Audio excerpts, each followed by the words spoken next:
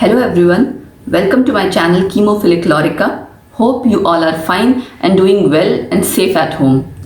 As you know that some viewers had earlier requested for PDF notes of class 11th and 12th, and even I had also told you that I will upload it in near future. So Monday से आपको उन सभी जो भी content आपको अब तक पढ़ाया गया है उन सब के PDF नोट्स नीचे उसी वीडियो के डिस्क्रिप्शन बॉक्स में मिल जाएंगे. And I think this will help you a lot to prepare well, revise well. जितनी भी वीडियोस अब तक पहले भी अपलोड कर दी गई हैं उन सभी वीडियोस के आपको PDF लिंक्स नीचे डिस्क्रिप्शन बॉक्स में मिलेंगे. सो देर किस बात की, go check the description box and get your notes. Let's move to the lecture. Hello students, आज हम जो टॉपिक पढ़ने वाले वो है मोल कॉन्सेप्ट. मोल कॉन्सेप्ट बहुत ही इंपॉर्टेंट टॉपिक है क्योंकि पूरी केमिस्ट्री में उसके बाद जहां भी कोई न्यूमेरिकल्स या कुछ भी ऐसी चीजें आती हैं बहुत बेसिक कॉन्सेप्ट है ये जो सब जगह लगता है. मैं रिक्वेस्ट करना चाहूंगी स्टूडेंट से पहले ही कि आप इसको प्लीज बहुत ध्यान से पढ़िएगा. और इससे रिलेटेड जो लास्ट लेक्चर आपका था जिसमें ग्राम एटॉमिक मास, ग्राम मॉलिक्यूलर मास, इस तरह की जो बेसिक चीजें हैं वो मैं ऑलरेडी पहले पढ़ा चुकी हूँ. गो थ्रू दैट, उसको पहले प्रॉपर रिवाइज कीजिए, तब आपको समझ में आएगा mole concept. And after that जो इसके न्यूमेरिकल्स है, मेन पार्ट इसके न्यूमेरिकल ही हैं कि आपको न्यूमेरिकल्स की प्रैक्टिस बहुत ज्यादा करनी पड़ेगी तब जाके आपका मोल कॉन्सेप्ट क्लियर होता है. तो न्यूमेरिकल्स मैं इसके इस लेक्चर में भी लूंगी एंड नेक्स्ट लेक्चर में. So let's begin with mole concept. इसमें सबसे पहले ये आप पहले भी पढ़ चुके हो, एवोगैड्रो नंबर. एक टर्म आती है एवोगैड्रो नंबर जिसकी वैल्यू है 6.022 इंटू 10⁻³ ये एक्चुअल में है क्या चीज? एक्चुअल में जितने नंबर ऑफ एटम्स प्रेजेंट होते हैं 1 ग्राम एटम ऑफ एलिमेंट में, या फिर जितने नंबर ऑफ मॉलिक्यूल्स प्रेजेंट होते हैं 1 ग्राम मॉलिक्यूल ऑफ सब्सटेंस. अब 1 ग्राम एटम क्या होता, 1 ग्राम मॉलिक्यूल क्या होता, ये हम लास्ट लेक्चर में ऑलरेडी पढ़ चुके हैं, राइट? 1 ग्राम एटम या ग्राम एटॉमिक मास दोनों आपस में इक्वल ही है. 1 ग्राम मॉलिक्यूल या ग्राम मॉलिक्यूलर मास इक्वल है. ये लास्ट लेक्चर में मैंने ऑलरेडी बता दिया था. और यहाँ सब्सटेंस इसलिए यूज हुआ है क्योंकि मॉलिक्यूल किसी एलिमेंट का भी हो सकता है, कंपाउंड का भी. जैसे सपोज 1 ग्राम मॉलिक्यूल आप बोल रहे हो तो O2 और H2O दोनों ही मॉलिक्यूल हैं, बट एक आपका एलिमेंट के रिगार्डिंग है और एक कंपाउंड के लिए. तो 1 ग्राम एटम ऑफ एलिमेंट में जितने नंबर ऑफ एटम्स प्रेजेंट होते हैं उसे हम एवोगैड्रो नंबर कहते हैं अगर एटॉमिक केस आप स्टडी कर रहे हो. और अगर किसी मॉलिक्यूल का या किसी सब्सटेंस का जो मॉलिक्यूलर स्टेट है उसे स्टडी कर रहे हो तो वहां पे 1 gram molecule of that substance, उसमें जितने नंबर ऑफ मॉलिक्यूल्स प्रेजेंट होते हैं दैट इज एवोगैड्रो नंबर. और उसकी वैल्यू कितनी है? 6.022 इंटू 10⁻23. एक्चुअल में मोल क्या है? Amount of substance containing Avogadro number of atom और मॉलिक्यूल्स. कोई भी सब्सटेंस का उतना अमाउंट जिसमें कि Avogadro number of atoms present हो या फिर मॉलिक्यूल्स. अब बहुत से बच्चे इसमें कंफ्यूज हो जाएंगे, एटम कब लेना है, मॉलिक्यूल कब लेना है. I will explain you each and everything. और जितना आप उसके बाद न्यूमेरिकल्स करते जाओगे जो मैं यहाँ लेक्चर में कराऊंगी, and after that you have to practise it more at your home also, क्योंकि जितना आप न्यूमेरिकल्स की प्रैक्टिस करेंगे उतना क्लियर होगा. ठीक है? तो बेसिकली मोल क्या हुआ, एक तरह से जैसे आप नॉर्मली कोई भी चीज है उसे काउंट करना है तो आप नंबर का यूज करते हो. पार्टिकल्स को काउंट करने के लिए केमिस्ट का जो तरीका है उसे हम बेसिकली मोल कहते हैं. ठीक है? तो देखते हैं अब कि मोल कॉन्सेप्ट में एक्चुअली मोल की डेफिनेशन क्या है, किसके इक्वल है. Let's move further. नेक्स्ट है डेफिनेशंस ऑफ मोल. मोल की डेफिनेशंस कई टर्म्स में है, मास के टर्म में, नंबर में और वॉल्यूम में. अब 1 मोल आपका, यहाँ पे मैंने डेफिनेशन नहीं लिखी है, एक्चुअली डेफिनेशन को आपको लिखना होगा तो आप इसी को सेंटेंस की फॉर्म में लिख दोगे. मैंने यहाँ शॉर्ट में लिखा हुआ है सो दैट बेसिकली आपको क्लियर हो जाए कि 1 मोल है क्या चीज. तो 1 मोल है आपका ग्राम एटॉमिक मास अगर आप एटॉमिक स्टेट पढ़ रहे हो, या फिर ग्राम मॉलिक्यूलर मास अगर आप मॉलिक्यूल्स पढ़ रहे हो. तो amount of substance which has mass equal to gram atomic mass in case of atomic state और which has mass equal to gram molecular mass in case of molecular state. अब example कैसे लेंगे? Suppose 1 mole of carbon atom किसके बराबर होगा? अब यहाँ carbon के एटम की बात हो रही है, मतलब 1 mole is equal to Avogadro number of atoms, जैसे हमने अभी पढ़ा इन केस ऑफ एटम्स, और Avogadro number of molecules in if it is a molecule या उसकी मॉलिक्यूलर स्टेट हो. भी आपने एवोगैड्रो नंबर वाली जो डेफिनेशन पढ़ी थी उसमें भी यही सेम चीज थी. ठीक है? तो एक जो डेफिनेशन थी आपकी ये वहां से आई है कि Avogadro number of atoms present हो एटॉमिक स्टेट में और number of molecules in molecular state में. अब example 1 mole of hydrogen atoms किसके बराबर होंगे? Avogadro number of atoms of hydrogen. लेकिन अगर ये कह दिया जाए 1 मोल ऑफ हाइड्रोजन मॉलिक्यूल, उसमें कितने एटम्स हैं या कितने मॉलिक्यूल्स हैं? तो मॉलिक्यूल की बात करोगे उसमें पहले एवोगैड्रो नंबर ऑफ मॉलिक्यूल्स ही आएगा। मतलब 1 mole of hydrogen molecule is equal to Avogadro number of molecules of hydrogen. ये आपका H है, यहाँ पे H2 है, दोनों में फर्क है, ठीक है। तो डायरेक्ट जो रिलेशन होता है वो एवोगैड्रो नंबर ऑफ मॉलिक्यूल्स ही आएगा पहले। अब आपको पता है कि इसके एक मॉलिक्यूल में 2 एटम होते हैं, तो इतने मॉलिक्यूल्स में कितने होंगे? 2 से मल्टीप्लाई कर देंगे। वही चीज हमने यहाँ पे की है, twice of Avogadro number of, उसके बाद एटम्स आ गया, क्योंकि जितने नंबर ऑफ मॉलिक्यूल्स थे उससे हमने 2 को मल्टीप्लाई कर दिया, because each H2 molecule has 2 atoms. I hope आपको क्लियर हो गया होगा कि कब मॉलिक्यूल्स लेना है, कब एटम। मैं दोबारा रिपीट कर देती हूँ। क्वेश्चन में जब भी आप सपोज अब आगे आएगा ना 1 मोल ऑफ ऑक्सीजन, बहुत बार तो ऑक्सीजन मॉलिक्यूल लिखा होता है, बहुत बार ऑक्सीजन एटम लिखा होता है, कई जगह नहीं लिखा होता, बट वो क्वेश्चन की फॉर्म से आपको क्लियर हो जाएगा कि आपको उसको मॉलिक्यूलर फॉर्म में लेना है या फिर एटॉमिक स्टेट में लेना है। 1 मोल ऑफ हाइड्रोजन एटम की अगर आप बात करेंगे तो पहले हम उसमें एवोगैड्रो नंबर तो दोनों में ही सेम है, लेकिन एटम्स के केस में डायरेक्टली नंबर ऑफ एटम्स आएगा, मॉलिक्यूल के केस में एवोगैड्रो नंबर ऑफ मॉलिक्यूल्स आएगा, क्योंकि मॉलिक्यूल्स में फर्दर फिर आगे एटम्स होते हैं, तो उसके बाद हम आगे इस तरह से कैलकुलेट करेंगे। ये तो हो गया आपका in terms of mass, in terms of number. Next in terms of volume. In terms of volume आपका हमेशा गैसेस के केस में अप्लाई होता है। आपने एक लॉ पढ़ा था, gram molecular volume law, right? ये वही यहाँ पे रिपीट हो रहा है, उसी को 1 मोल के साथ कोरिलेट किया गया है। 1 mole is equal to amount of gas which has volume 22.4 litre at STP। ये गैसेस के केस में ही होगा। सपोज जैसे 1 मोल ऑफ ऑक्सीजन गैस कहा गया, तो उसके 1 मोल किसके बराबर होंगे? 22.4 लीटर ऑक्सीजन गैस की at STP, standard temperature and pressure. जो आपका ग्राम मॉलिक्यूलर वॉल्यूम लॉ था वो यही था कि 22.4 लीटर्स आपके, उसी के रिगार्डिंग आपका ग्राम मॉलिक्यूलर वॉल्यूम लॉ था, उसी का यूज करके यहाँ पे मोल के साथ इसको कोरिलेट किया गया है, ठीक है। आयनिक कंपाउंड्स के केस में आपने क्या पढ़ा था? ग्राम फॉर्मूला मास या 1 ग्राम फॉर्मूला, राइट? इस तरह की चीज पढ़ी थी। तो उसी के बेसिस पे 1 मोल को हम किसके इक्वल रख सकते हैं? ग्राम फॉर्मूला मास अगर कोई आयनिक कंपाउंड है, या फिर amount of substance which contain Avogadro number of formula units. तो ये सिमिलर मैंने कहा था कि सेम वैसे ही होता है, बस टर्म हमने एक तरह से चेंज कर दिया। आयनिक कंपाउंड के केस में हम फॉर्मूला मास, फॉर्मूला यूनिट्स इस तरह से यूज करते हैं। For example 1 mole of sodium carbonate, इसमें अब आप इसका पूरा जो आपका मॉलिक्यूल है, ठीक है, इसका आप ओवरऑल ग्राम फॉर्मूला मास निकालोगे तो कितना आ जाएगा? 2 × 23 प्लस 12 कार्बन का प्लस 3 × 16, टोटल आ गया 106 ग्राम ऑफ Na2CO3, राइट? तो 1 मोल इसका किसके बराबर हो जाएगा?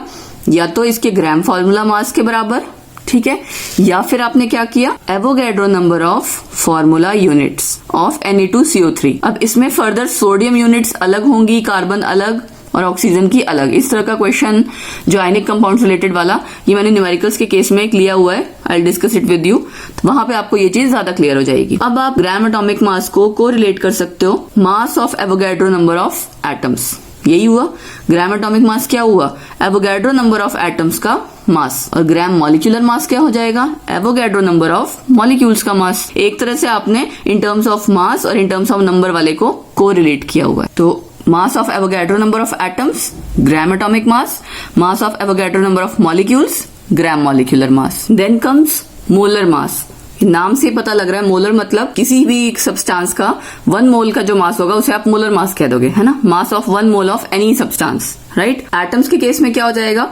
अब ये मैंने यहाँ पे कोरिलेट कर दिया है, 1 mole is equal to gram atomic mass is equal to Avogadro number of atoms. ऐसे ही मॉलिक्यूल के केस में 1 mole is equal to gram molecular mass is equal to Avogadro number of molecules. अब question में इन्हीं तीनों का आपस में, और एक वॉल्यूम वाला जो आपका केस है, इन्हीं तीनों को कोरिलेट करके किसी भी फॉर्म में क्वेश्चन पुट अप होता है, ठीक है। अब हम क्वेश्चन सॉल्व करना शुरू करते हैं। न्यूमेरिकल से मोल कॉन्सेप्ट क्लियर होगा। सबसे पहला क्वेश्चन क्या है? Calculate mass of 1 atom of silver.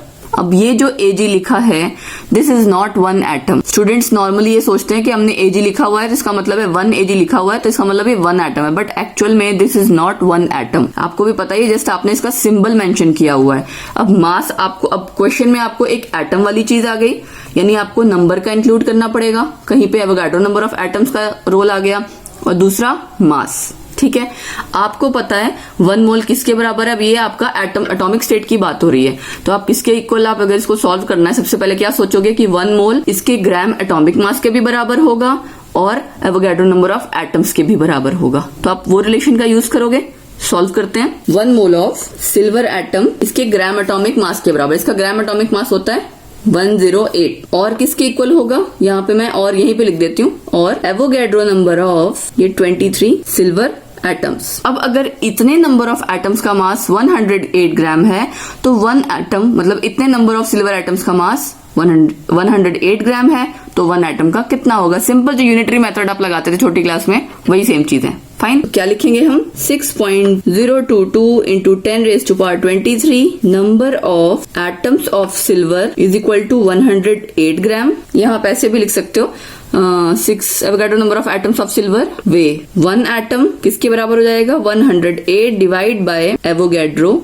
Number. ठीक है, आई होप आपको क्लियर हो गया होगा। पहले क्या किया हमने, क्वेश्चन में आपको मास वर्ड दिख रहा था और एटम 1 एटम यानी कि नंबर का यहाँ पे रोल हो रहा है और मास का। ठीक है, मैं डायरेक्टली भी ये चीज अप्लाई कर सकती थी बट ये आपका फर्स्ट न्यूमेरिकल है तो मैंने यहाँ से स्टार्ट किया कि 1 मोल आपकी ग्राम एटॉमिक मास के भी बराबर होता है क्योंकि यहाँ एटम की बात कर रहे हैं हम। क्वेश्चन में आपका एटम है, एटॉमिक स्टेट है, और 1 मोल ही आपका एवोगैड्रो नंबर ऑफ एटम्स के भी बराबर होता है।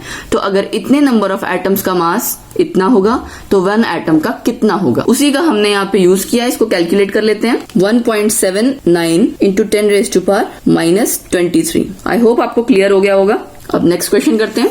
How many atoms and molecules of sulphur are present in 64 gram of sulphur, bracket में लिखा हुआ S8, ये इसकी मॉलिक्यूलर स्टेट है। ठीक है, आपको पता है सल्फर S8 फॉर्म में एग्जिस्ट करता है तो ये आप खाली S लिख देते हो, दैट इज एटम, उसके एटॉमिक स्टेट आप लिख रहे हो खाली। ओके, तो आपको 64 ग्राम ऑफ सल्फर यानी कि S8 में एटम और मॉलिक्यूल दोनों निकालने हैं। अब आपको पता है ये है क्या, मॉलिक्यूलर स्टेट है, तो पहले आप क्या इसको यूज करोगे, मास और एवोगैड्रो नंबर ऑफ मॉलिक्यूल्स का, और फिर जैसे वहां पे हाइड्रोजन में था कि आपका 1 मोल ऑफ हाइड्रोजन मॉलिक्यूल की मैं बात कर रही थी तो आपने क्या कहा था उसमें एवोगैड्रो नंबर ऑफ मॉलिक्यूल्स, और एक मॉलिक्यूल में 2 एटम थे तो आपने 2 से मल्टीप्लाई कर दिया था। सेम आप वही चीज यहाँ पे अप्लाई करोगे। Let's solve it. सबसे पहले इसका आपको मॉलिक्यूलर मास निकालना पड़ेगा, molecular mass of S8। Sulphur का कितना होता है मास, सल्फर एटम का 32, एक एटम का 32 है, 8 का कितना होगा 8 इंटू 32 256 ग्राम इसका मॉलिक्यूलर मास हो गया। अब यहाँ मैं डायरेक्ट लिखना चाहूँ तो डायरेक्ट भी लिख सकती हूँ बट कोई नहीं, मैं दोबारा लिख देती हूँ। 1 mole is equal to 256 gram of S8, यहाँ S8 इसलिए लिख दिया सो दैट आपको क्लियर हो जाए कि मॉलिक्यूल की बात हो रही है, is equal to Avogadro number of molecules of sulphur. ठीक है, यानी कि S8। तो 256 ग्राम में इतने नंबर ऑफ मॉलिक्यूल्स हैं, 64 ग्राम में कितने होंगे, सिंपल ये यहीं से क्लियर हो जाएगा। 64 ग्राम ऑफ S8 क्या करोगे आप, एवोगैड्रो नंबर लिया हमने, डिवाइड बाय 256 इंटू 64। यहाँ से आपका पहले क्या आ जाएगा, नंबर ऑफ मॉलिक्यूल्स आएंगे। यहाँ पे ये ध्यान दीजिएगा, यहाँ पे नंबर ऑफ मॉलिक्यूल्स आएंगे पहले, उसके बाद मॉलिक्यूल्स में फर्दर आप एटम कैलकुलेट करोगे, राइट। 1.506 इंटू 10⁻23 मॉलिक्यूल्स, तो ये आपका आ जाएगा 64 ग्राम ऑफ सल्फर मॉलिक्यूल में 1.506 into 10⁻23 molecules. Each molecule of sulphur has, क्या लिखोगे आप, ईच मॉलिक्यूल ऑफ सल्फर यानी कि S8 हैज 8 एटम्स, राइट। तो इतने मॉलिक्यूल्स में कितने होंगे, so number of atoms present in, actual में 64 ग्राम में पूछा था ना, number of atoms present in 64 gram of S8 कितना आ जाएगा 1.506 इंटू 10⁻23 जो आपका ऊपर आया हुआ था इंटू 8, ये आपकी वैल्यू आ जाएगी 1.2048 इंटू 10⁻24 एटम्स। ये चीज जरूर मेंशन करना है कि मॉलिक्यूल्स हैं या एटम्स, मतलब ये पीछे मॉलिक्यूल्स या एटम्स लिखना जरूरी है। वन मोर थिंग, पिछले क्वेश्चन में यहाँ पे 22 आएगा 10⁻22, सॉरी ये करेक्ट कर लीजिएगा। आई होप आपको एटम्स और मॉलिक्यूल्स की कंफ्यूजन दूर हो गई होगी कि पहले आप मॉलिक्यूल्स कैलकुलेट करते हैं, एक मॉलिक्यूल में जितने नंबर ऑफ एटम्स हैं उसी के अकॉर्डिंग आप टोटल नंबर ऑफ एटम्स निकालते हैं। ठीक है, आगे करते हैं क्वेश्चन। नेक्स्ट है calculate number of molecules present in 34.2 gram of cane sugar. अब अगेन यहाँ पे आपका मास और मॉलिक्यूल्स को कोरिलेट करना है। ठीक है, इसका आप पहले मॉलिक्यूलर मास निकालोगे, कैलकुलेट कर लेते हैं। केन शुगर का मॉलिक्यूलर मास, ठीक है, 12 इंटू 12 आ जाएगा कार्बन के लिए, प्लस 22 इंटू 1 प्लस 11 इंटू 16, ये आपका आ जाता है 342 ग्राम्स। तो मॉलिक्यूलर मास आपका आ गया इसका केन शुगर का 342 ग्राम्स। ठीक, यानी ग्राम मॉलिक्यूलर मास हमारा किसके बराबर होता था? एवोगाड्रो नंबर ऑफ, इसके केस में मॉलिक्यूल्स के, क्योंकि यहाँ पे आपका मॉलिक्यूल है।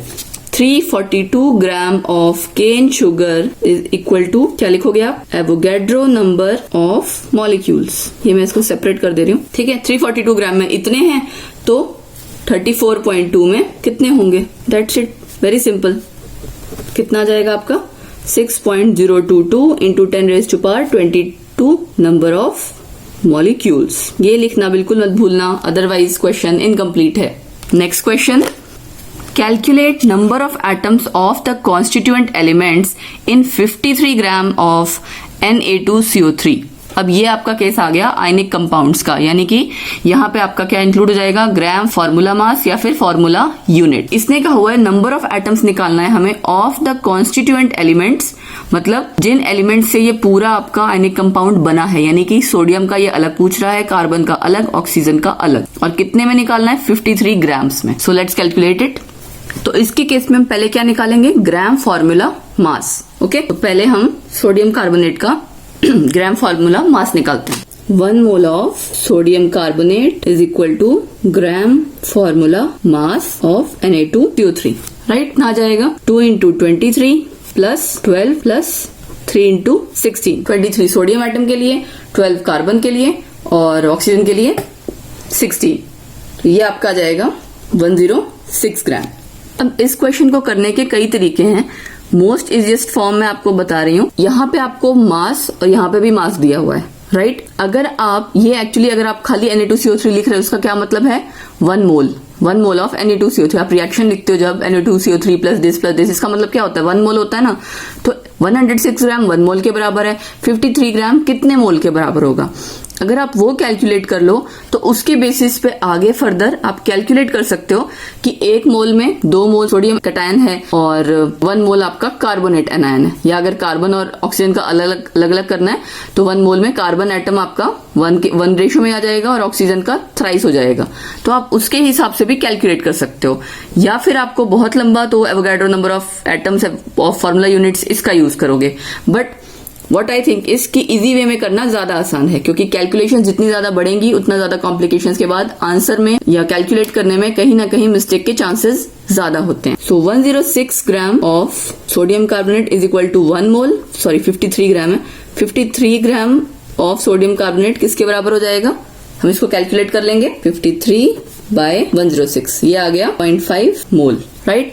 हमने कैलकुलेट कर लिया कि हमें कितने मोल में 53 ग्राम ऑफ सोडियम कार्बोनेट आपको दिया हुआ है वो एक्चुअल में कितने मोल के बराबर है। अब 1 मोल अगर आप सोडियम कार्बोनेट का देखो तो उसमें 2 मोल्स ऑफ सोडियम कैटायन है। 1 मोल ऑफ Na2CO3 जो आप ये लिखते हो खाली, उसका क्या मतलब था? 1 mole is equal to 2 moles of sodium ion. 1 mole की वैल्यू कितनी होती है? एवोगाड्रो नंबर, क्योंकि यहाँ पे क्वेश्चन में नंबर ऑफ एटम्स पूछा ना, इसका मतलब आपको एवोगाड्रो नंबर तो इंक्लूड करना ही पड़ेगा।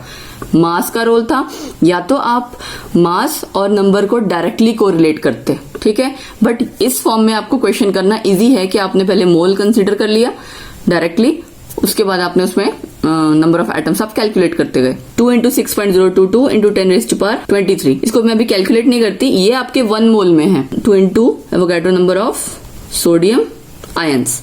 0.5 मोल में कितने होंगे? क्योंकि एक्चुअल में तो आपको क्वेश्चन में 53 ग्राम में ही निकालने को कहा है। It means 0.5 mole of sodium carbonate, इसमें कितना आ जाएगा? 2 इंटू 6.022 इंटू 10⁻23 इंटू 0.5, कितना आ जाएगा ये? 6.022 into 10⁻23 sodium ions.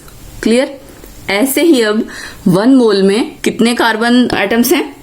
Avogadro number of, obviously 1 मोल ही है ना, यहां से अगर आप देखोगे 1 ही है, तो क्या लिखेंगे आप इसके लिए? 1 mole of sodium carbonate has 1 mole of carbon atoms. 6.022 into 10⁻23 carbon atoms. लेकिन निकालना कितने में था? 0.5 मोल में। क्या आ जाएगा यहाँ पे? इन 0.5 मोल, इन 0.5 मोल। 0.5 मोल में 6.022 इंटू 10⁻23 को मल्टीप्लाई कर देंगे हम 0.5 से, यानी कि 3.011 into 10 raise to power 23 carbon atoms. तो आपका 1 मोल सोडियम कार्बोनेट में सोडियम आयंस पता लग गया कितने हैं, कार्बन एटम्स। अब क्या रह गया, ऑक्सीजन। तो ऑक्सीजन एटम्स आपके 1 मोल में कितने थे, Na2CO3 यानी कि थ्राइस। अगेन क्या लिखोगे आप, 1 mole of sodium carbonate has 3 moles of oxygen atoms, यानी कि 3 into Avogadro number of oxygen atoms. ये आपका 1 मोल में था, निकालना कितने में है, 0.5 मोल। तो बस मल्टीप्लाई कर इन 0.5 mole, 3 into 0.5 into 6.022 into 10 raise to power 23। कितना आ जाएगा ये आपका, 9.033 into 10 raise to power 23 oxygen atoms. ये आपके हो गए सोडियम आयंस, फिर carbon atoms and oxygen atom. Question में आपको पूछा था calculate number of atoms of constituent elements, मतलब सोडियम कार्बोनेट में तीनों अलग अलग आपको निकालने थे। कॉन्स्टिट्यूएंट एलिमेंट्स वही हुए ना, सोडियम, कार्बन एंड ऑक्सीजन। ठीक है, नंबर ऑफ एटम्स निकाल दिया आपने, और कितने में, 53 ग्राम में। आई होप इस क्वेश्चन से आपको काफी कुछ क्लियर हो गया होगा आयनिक कंपाउंड के केस में हम कैसे निकालते हैं। ठीक है, नेक्स्ट क्वेश्चन है आपका नंबर ऑफ मोल्स निकालने हैं। ठीक है, 4 पार्ट्स हैं इसके। पहला part 392 gram of sulphuric acid. अब आपको पता है 1 मोल इज इक्वल टू किसके बराबर होगा, molecular mass of sulphuric acid. ठीक है, तो उसी के बेसिस पे आपका जो भी उसका मास होगा कैलकुलेट करते हैं हम पहले, उससे क्लियर हो जाएगा। 1 mole of sulphuric acid is equal to molecular mass of sulphuric acid, कितना, 2 प्लस हाइड्रोजन का हो गया प्लस 32 प्लस 64, 98 आ गया ग्राम। 98 ग्राम आपका 1 मोल के बराबर है। 392 ग्राम्स कितने के बराबर होगा, simple, 98 grams of H2SO4 is equal to 1 mole. 392 gram किसके बराबर हो जाएगा, 1/98 इंटू 392। सिंपली आपने मोल्स निकालने होते हैं। मोल्स में एक्चुअली क्या होता है, इसका एक डायरेक्ट फॉर्मूला भी है मोल्स निकालने का, given mass divide by molecular mass. ये वही चीज है, गिवन मास आपको 392 था, डिवाइड बाय जो भी उस आपका कंपाउंड का मॉलिक्यूलर मास होगा, राइट। तो यहाँ आपका कितना आ जाएगा, ये 4 मोल्स। पहले पार्ट का आंसर आ गया। नेक्स्ट इसका पार्ट क्या है, 44.8 litre of carbon dioxide eight STP।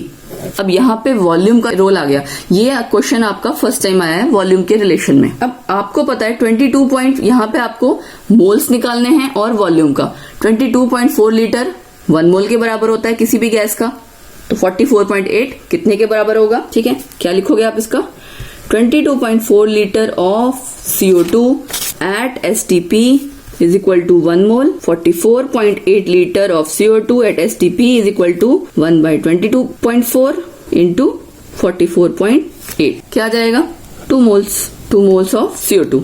ये आपका 4 moles of H2SO4। Third part है आपका, अब ये आपको दिया हुआ है 6.022 इंटू 10⁻23 मॉलिक्यूल्स ऑफ ऑक्सीजन। इसमें आपको नंबर ऑफ मोल्स निकालने हैं। ये आपको पता है ऑलरेडी कि अगर आप मॉलिक्यूल की बात करते हो तो एवोगाड्रो नंबर ऑफ मॉलिक्यूल्स 1 मोल के बराबर, राइट। इसका मतलब दिया तो आपको 6.022 इंटू 10⁻23 है, तो क्या लिखोगे आप, 1 mole of oxygen molecules is equal to 6.022 into 10⁻23 molecules of oxygen. Simple, यहाँ तो डायरेक्टली हो गया क्योंकि आपको और कुछ चेंज करने की जरूरत ही नहीं थी। यहाँ हो सकता था शायद कोई और नंबर दिया होता 3.011 या समथिंग एल्स, तो आप उसके हिसाब से कोरिलेट कर लेते, राइट। लास्ट पार्ट करते हैं, 9 ग्राम ऑफ एल्यूमिनियम। इसमें आपको निकालना है मोल। अब क्या यहाँ पे एल्यूमिनियम यानी कि एटम की बात कर रहे हैं हम, तो एटॉमिक मास ले लेंगे, ग्राम एटॉमिक मास और मोल को कोरिलेट करेंगे। ठीक है, एल्यूमिनियम का आपका होता है 27, तो 27 gram of aluminium is equal to 1 mole. 9 gram मतलब 1/27 इंटू 9, ये आ जाएगा 0.33 mole of aluminium. I hope आपको क्लियर हो गया होगा। 1 मोल ऑफ ऑक्सीजन मॉलिक्यूल, आपको mass in case of atomic state, mass in case of molecular state, सब चीजें मैंने आपको शो की है। ठीक है, अब आपको कुछ न्यूमेरिकल्स में करने के लिए दे रही हूँ, वो हम नेक्स्ट लेक्चर में डिस्कस करेंगे और कुछ और न्यूमेरिकल्स एक्स्ट्रा भी करेंगे। ठीक है, बिकॉज मोल कॉन्सेप्ट में न्यूमेरिकल्स मोस्ट इंपॉर्टेंट है। So I will give 1 more lecture completely on numericals. ये क्वेश्चन आप ट्राई कीजिएगा। Calculate mass of 0.1 mole of KNO3, एक पार्ट है इसका। Second part 10⁻23 molecules of methane. Third part 112 centimetre cube of hydrogen at STP. Mass निकालना है आपका तीनों के केस में. एक केस में आपको मोल दिया हुआ है, एक केस में आपको मॉलिक्यूल का रिलेशन है, एक केस में वॉल्यूम का relation. One more question. Calculate volume at STP occupied by 14 gram of nitrogen. अब यहाँ पे ये अंडरस्टूड है कि नाइट्रोजन गैस की बात कर रहा है, ठीक है. 1.5 मोल्स ऑफ CO2 यानी carbon dioxide gas, 10⁻21 molecules of oxygen gas. यहाँ कहीं पे भी गैस मेंशन नहीं है, बट अगर क्वेश्चन में वॉल्यूम वर्ड आ गया इट मीन्स कि आपका गैस का ही केस कंसीडर किया जा रहा है, ठीक है. ये दो क्वेश्चंस आपने ट्राई करने हैं and I will discuss these in our next lecture and will do some more numericals to practise more for mole concept so that आपका मोल कॉन्सेप्ट बहुत अच्छे से क्लियर हो जाए. So that's it and thank you. How was the lecture today? Hope you have liked it. If not till now, please hit the like button. जो भी आपकी query है नीचे कमेंट सेक्शन में ज़रूर बताएं. ज़्यादा से ज़्यादा इसे फ्रेंड्स फैमिली में प्लीज़ शेयर करें. Let other people also know about our family Chemophilic Lorica. और please subscribe to my channel Chemophilic Lorica and don't forget to press the bell icon to get all the notifications immediately. Thank you.